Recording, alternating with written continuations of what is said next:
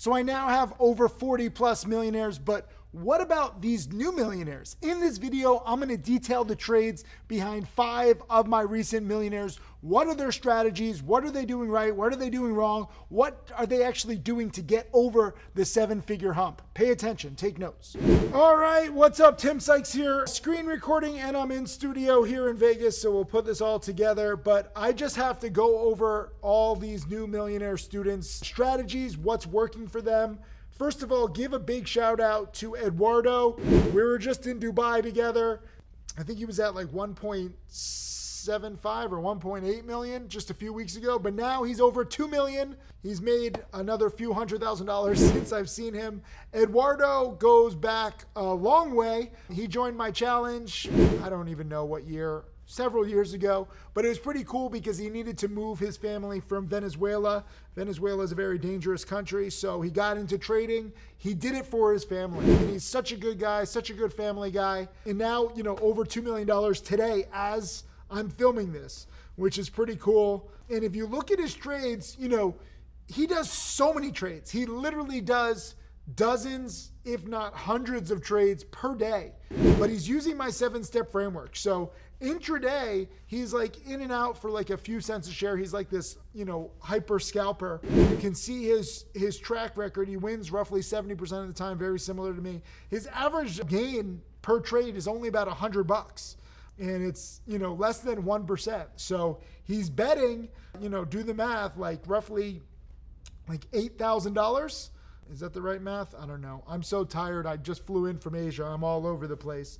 $8,000 or $10,000 per trade, and he's making about $100. So he's scalping, which I don't, condone. And he knows that. He's got like his little hotkeys. He's in and out like very quickly, but he's using my 7-step framework. We'll post a link below this video for the 7-step framework. So he's trading stocks where, they're being hyped up. So this is a common theme that Eduardo posts, where he posts all the tickers. You can see like the green tickers. That means that he's going long. The red means he's going short. So he goes long and he goes short, and he's just trading all the biggest percent gainers. And if you know my 7-step framework, you're looking to dip buy the number 5 pattern. You're looking to short the number 4 pattern, or short the number 6 pattern.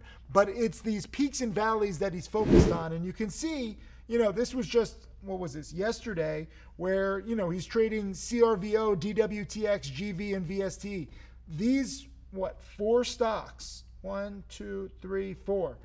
Every single one he's going long, every single one he's going short. But he's just going long when they're breaking out to new highs, and he's trying to ride it for, 1 or 2%. And he's trying to short the tops when they're going to fade. And again, he's trying to make like 1, 2, 3%. So he's just playing the peaks and valleys, but you can see it adds up, and this is really nice. Look at this, tickets. So he did 1,400 trades yesterday, and he made about $6,000. This is what he does. So long and short, pretty awesome. Now over $2 million. Again, give him props below. I just did a post. I was like, oh, we're going to have to go back to Dubai to celebrate. He loved Dubai, and that was pretty cool. But, he came to me years ago when he just wanted a better life for his family. And that's amazing, Like, I feel for the people in Venezuela or any country where, there's political turmoil. And trading has changed his life. The cool thing is he's remained so humble. The first time he came to the conference, he was like sleeping on his friend's couch. He couldn't even afford a hotel room. Now he actually had a really nice hotel room in Dubai. So really proud of him. Pretty awesome. Also, I want to talk about my newest millionaire student, Clay Ruff. If you're in the challenge chat, we just made him a moderator. So like when you cross over $1 million and, not just $1 million, but you show every trade and you're helpful in the community, you become a moderator. And so now Clay Ruff has a red username in the challenge chat room. Everyone was congratulating him. And if you look at his recent trades, he's doing something similar with the 7-step framework. This is the crazy thing.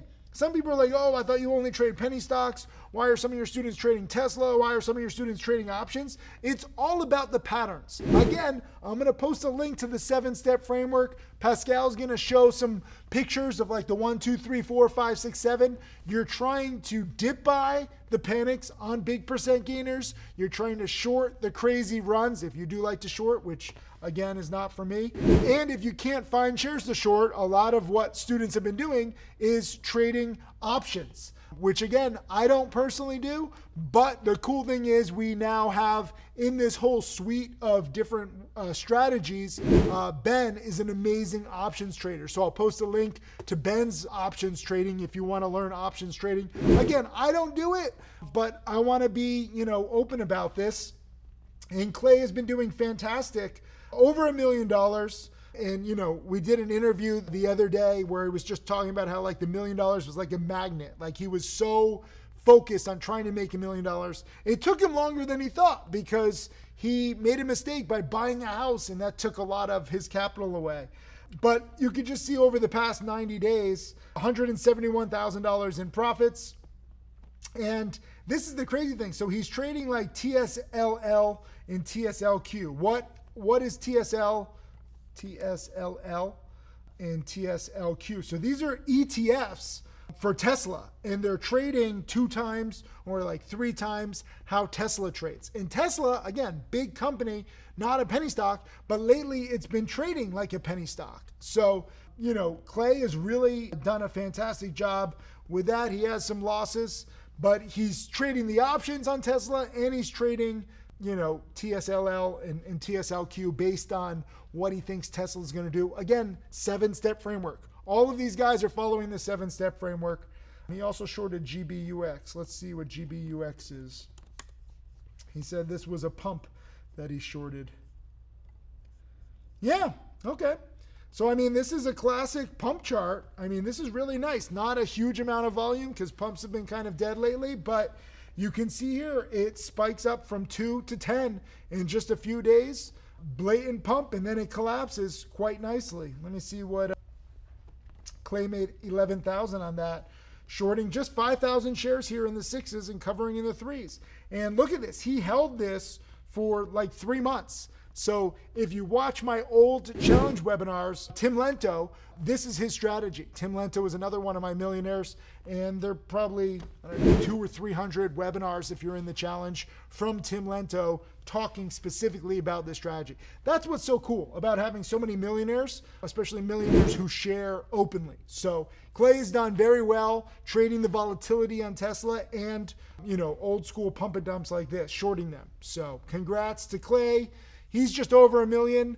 Congrats to Eduardo. He's now over $2 million. Also, I got to give props to JCP. I just came back from Mexico too.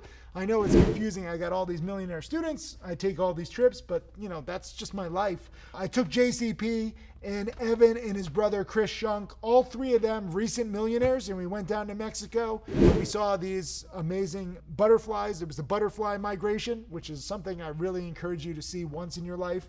There's like literally 400 million butterflies in one place. And we also had some amazing tacos too. They were everywhere I go. There's always good food.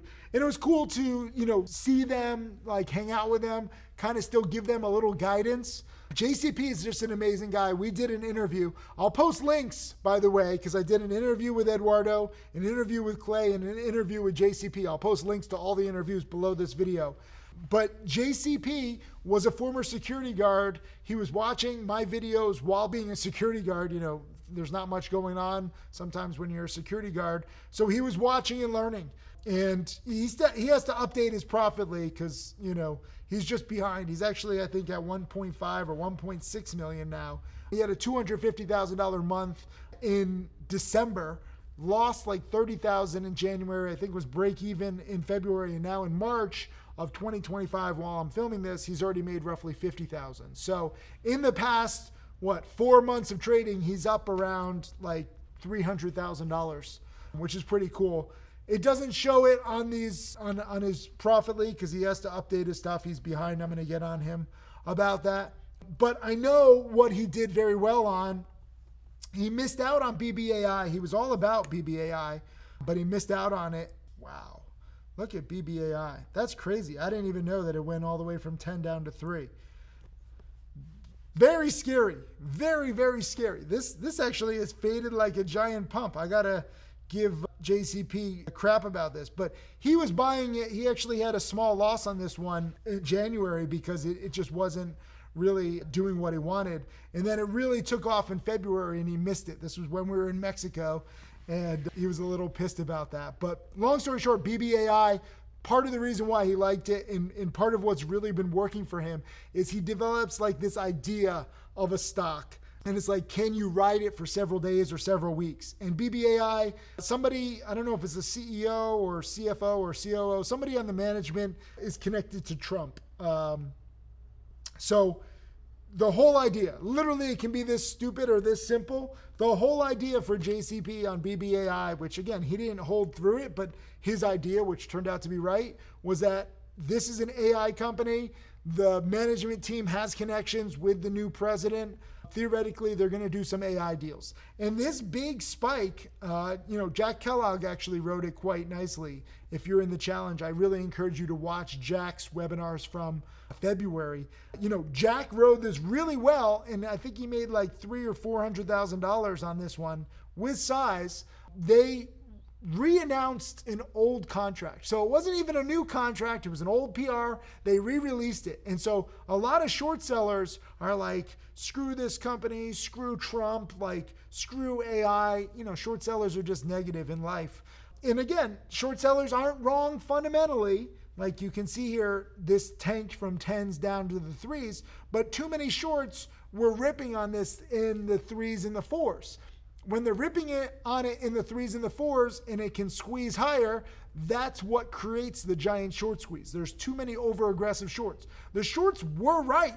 After the big squeeze, this did fade quite nicely. SOUN is another AI company that's faded very similarly.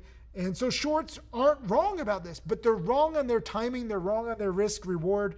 SOUN spiked basically from the 5s all the way up to 24 before coming back down. So if you're a short seller, I'll pray for you. But at the same time, I got to thank you guys because so many short sellers get so over aggressive and very few have the patience or the capital to outlast a giant squeeze. So, I know that JCP banked on SOUN. I think that was a big part of his December.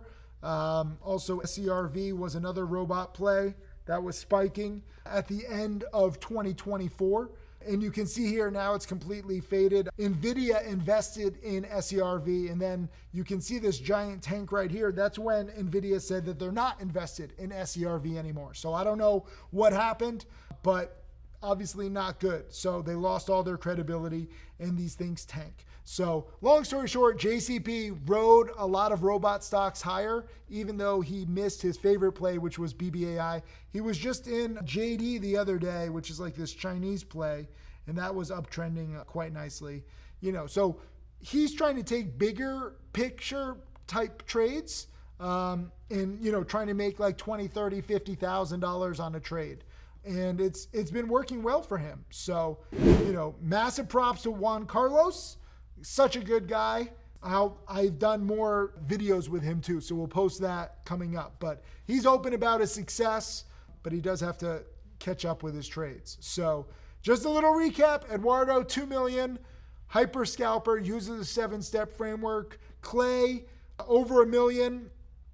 Not so much of a scalper, a little more patient, but he's using the 7-step framework to go long when there's intraday panics or multi-day panics, and he's trying to short when there's overextended plays or, pump and dumps like GBUX. And then JCP is using bigger picture ideas where, he's trying to ride the hype on a lot of these plays on the way up. So pretty cool. Those are 3 of my newest millionaires. But then I also got to give props to these brothers, Evan and Chris Schunk. And you can see here, I'll start with Evan because Evan joined my challenge a few years ago. It's funny because Evan said like his parents and Chris thought that it was a scam. He wasn't making money in the beginning, but then he kept learning. He kept seeing all these patterns and then he started making money. He did this post, 6 years, 3 months and 10 days, millionaire challenge complete. This was in 2024, July of 2024. And this was when he crossed $1 million. and he had a $29,000 profit day. He's already up in 2025 in like 2.5 months. He's up like $250,000. He was up close to $500,000. And what him and his brother do, they specifically short sell a lot of these plays that spike up pre-market or near the market open. And then they're trying to watch it as they fade. I did a separate video lesson today on my flawed LFWD trades. But this is what the brothers, I mean, they probably were shorting this one. This one spiked up on FDA approval, and you can see here, after the morning spike from 150 to 3, it fails to hold that VWAP, it fails to hold the momentum, it fails to hold much volume, and then it just fades all day. And this is like the perfect short selling chart pattern, especially for the Shunk Brothers. They like to fade these plays all day long. When Evan crossed over 1 million, he posted this chart on AZTR, and you can see here, this thing is uptrending, uptrending, uptrending in a day from 1 to 12. This is a giant short squeeze back in 2024, and you can see here he annotates the chart. He shorts right in here. So when these things start to fade, that's what he looks for. He wasn't shorting, into the spike. Again, this is kind of like the 7-step framework intraday, and he's shorting the number 6 pattern, okay?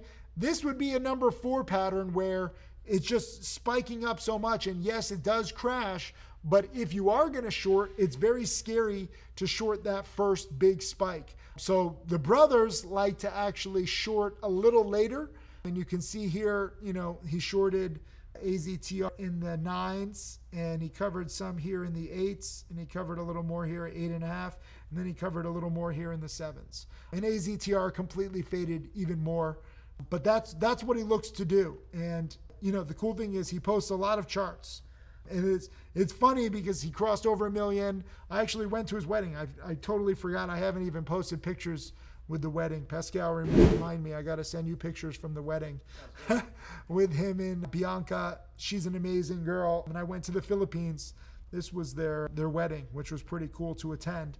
But this is what Evan does. You can see here, this was, I don't even know the date, but it was just another ticker, TARA.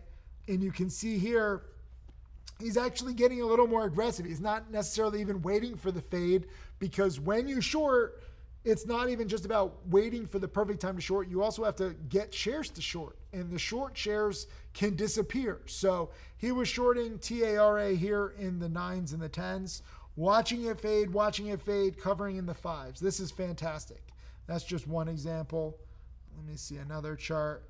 This is THAR. You can see he's shorting this here in the 5s and then covering later in the day in the 3s. So it's the same pattern as LFWD. And this is what happens when these short squeezes don't work. You get the spikes pre-market or near the market open or in the morning. And then by the end of the day, these stocks are just like dead and they fade all day. So if you are a short seller, it can work. You just have to be careful because, like I said, Evan was up close to $500,000 on the year, and he lost like half of his yearly gains shorting BTOG. Even though BTOG did fade, he underestimated how high it could go. Let me just pull up BTOG. That's why I don't short sell anymore. Like it's so scary. You're always one trade away from blowing up. And you can see here, this is BTOG. And this thing spiked up from, this is like pre-market at 4 a.m. So this is like 15 cents. It spikes up to like 50 cents. And the brothers, I think, were shorting in here in the 50 cent area. Theoretically it should fade, but this is always the risk. And you get this giant squeeze and they got squeezed. And so again, this is less than 2 weeks later. It has faded back down, but you can't necessarily outlast that kind of a squeeze. So Evan has done well. I think he's at like 1.5 million now overall. In the vast majority of days, like he's banking. He's shorting CTCX, he's shorting CGBS. He still has some Tesla long, which, I give him endless crap because he had basically doubled his money and he didn't take it. He's trying to hodl, and now Tesla's down 50%. He's still up a little bit, but like, you just got to lock those profits in. I'm sorry, Evan. It's true. And then Chris is actually, Evan's brother, but he's actually more aggressive. He takes bigger size. I don't know exactly, their risk parameters, but I see, this was Chris making 1.3 million just in 2024. And Chris is fortunate because, Evan joined my challenge first. Normally, when you join my challenge, when you start learning, you have to go through some pain. Every single one of my millionaire students either breaks even or loses a little in the beginning while you're learning, right? Like you can't make an omelet without breaking a few eggs kind of mentality. Chris joined my challenge after Evan started making money. Evan had started making money, and then Chris was like, oh, I want to get in. So he didn't actually experience the pain that he should have.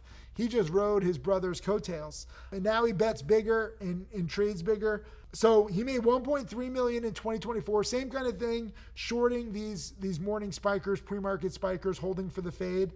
And now in basically, again, 2 months of 2025, he's already made like 900,000, starting with a $300,000 bankroll, which is crazy. But he also lost on BTOG. So I think he's close around like 600 or 650,000, or maybe, he's made it back since BTOG was like 2 weeks ago. So this is the thing with shorting these pumps. It works 6 times, 7 times, 8 times out of 10. But that 1 or 2 times out of 10, you don't know exactly how high they can go. So you have to be very, very careful. And I was giving these brothers crap in Mexico. I was like, you guys are doing well, but like you gotta protect. Because no matter how well you do as a short seller, you're always one trade away. If you go all in, if you bet too big, if you get squeezed, you're one trade away from just getting, annihilated. Sorry, I got to rub my eyes. I'm so freaking tired right now. That's just me. But massive, massive shout out to Chris and Evan and JCP and Clay and Eduardo. These are 5 new millionaires, and they're all trading similar stocks, like they follow the 7-step framework, but they're doing things a little differently. Eduardo, he scalps the most out of all of them. Clay, I think probably has like the most patience, shorting GBUX, for example, for like multiple weeks or months, whereas Chris and Evan usually short like 1 day, 2 days, maybe 3 days. I don't think they hold much longer because there's always like another big percent gainer. And then JCP has more patience on the long side where he's trying to take these big picture ideas and trying to like swing trade. And, he's very similar to Jack. JCP and Jack run power signal indicator together. I'll post a link to that below. But they're, taking these kind of like swing positions, trying to hold for several days, bigger picture ideas. So all of these guys, I'm so proud of them. Please congratulate them below, especially Eduardo, who just crossed $2 million today or last night. This is what happens. This is what it takes. All of these guys have studied so hard. They all joined my challenge, and they found what patterns work best for them. So this is what I want for you. This is why I got to show you, multiple millionaires, because you have to find what works for you. And it's good to take a little something from everybody. And then, kind of like build that into your own process, kind of like Frankenstein, right? Like create your own little monster. And there's no exact formula for everybody. It's just finding what works for your personality, what works for your time zone, what works for your risk tolerance. I don't have the patience that these guys do, A lot of people say, Tim, like, why are these guys making so much more than you? This is not my ideal market, okay? I don't short sell anymore, not because it's not profitable, but because for me as a teacher, I don't want to kind of basically like hand a grenade to a baby. That's basically what short selling is, because I know many of you guys are just starting. If you see me short selling, even if I can control the risk, it doesn't necessarily mean that you can. Like Eduardo, he's in and out within seconds or milliseconds with his hotkeys. I don't do that because it wouldn't work for me. And it's, I think, difficult for other people to try to do that, but it works for him. Same thing with like Chris and Evan. they do a fantastic job shorting a lot of these pumps. But again, if you try that as a newbie and you don't have experience and you don't have know-how and you don't have your risk parameters set, I mean, you can blow up. I think probably one of the best lessons from Clay is that, yes, he just crossed over 1 million, but he's been just under 1 million for a while now. And because he bought his house in cash, he took away a lot of his capital. It took a lot of his confidence and time away from just trading. And I think that he had a lot of success in the beginning because of the hot market, and he thought that would just continue.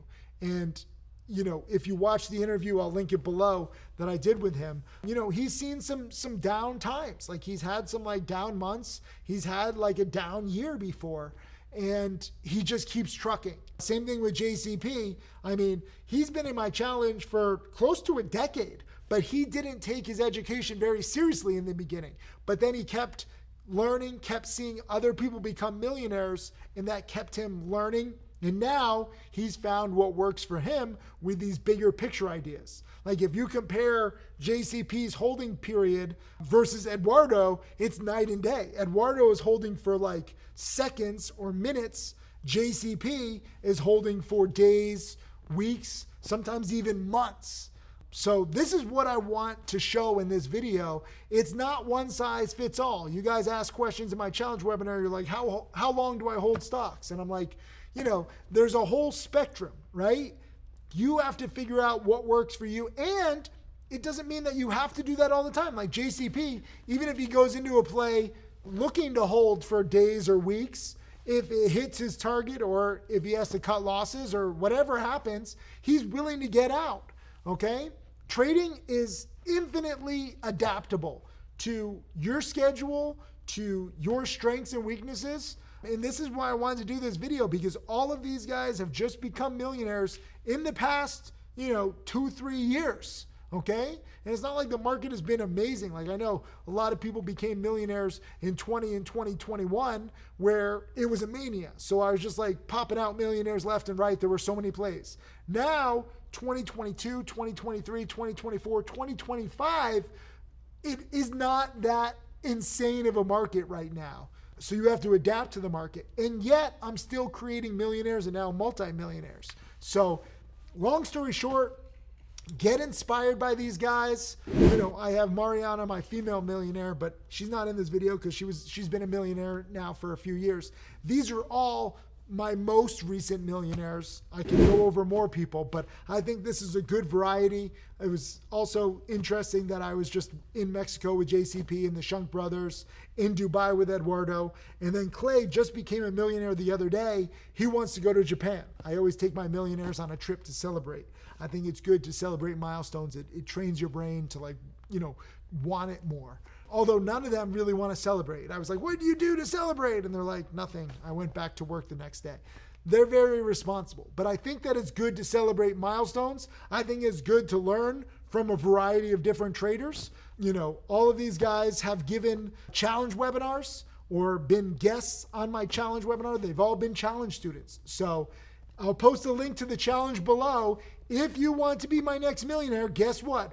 All of my millionaire students have come from the challenge. No matter what you want to partake in, what strategy you find, the challenge has so many resources with DVDs, video lessons, webinars, and I really think it's the best place on the entire web to learn from not just me, but now my millionaire students too. JCP and Clay are moderators in the chat room. They're answering questions. They're doing weekly webinars lately. The Shunk Brothers, they're very open about what it takes for them to be successful. Eduardo's hyper scalping all the time. It's just great. This is trading. Congratulate these guys in the comments below, especially Eduardo, who just passed $2 million last night. And now my question for you is, who's next? How bad do you want it? Leave a comment below. Let me know if you're going to be dedicated.